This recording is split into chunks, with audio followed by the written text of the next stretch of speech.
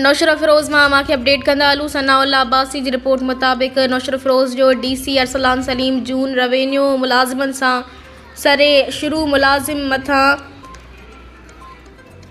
DC ॾमरजि पियो। रिश्वत तलब करण जा इल्ज़ाम, ग़लति पॉलिसियुनि करे खाइस मुलाज़िम बेज़ारी जो शिकार आहिनि।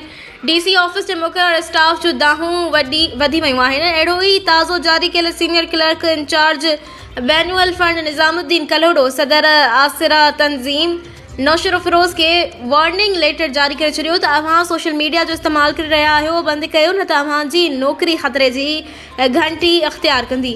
जंहिंखां पोइ रेवेन्यू जो सीनियर क्लर्क निज़ामुद्दीन कलोड़ो मायूसी जो शिकार आहे। उन बाद ॿुधायो आहे त मूं आख़िर अहिड़ो कहिड़ो ॾोह कयो जो मूंखे वार्निंग लेटर ॾिनो वियो आहे।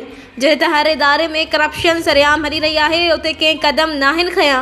मूंखे टॉर्चर छा लाइ पियो कयो वञे, मूंसां इंसाफ़ कयो वञे, मूंसां रिश्वत घुरी वई ऐं जेका मूं ॾियण खां साफ़ इनकार कयो त मूंखे उनजो इहो मसिलो मिलियो आहे। मां सेक्रेटरेट रोइनियो वज़ीर आला सिंध सैयद मुराद अली शाह सेशन जज नौशहरो फिरोज़ समेत ॿियनि आला अख़्तियारनि खां घुर कयां थो त हिन मामले जो फौरी नोटिस वठी ऐं मूंखे इंसाफ़ ॾियारियो वञे।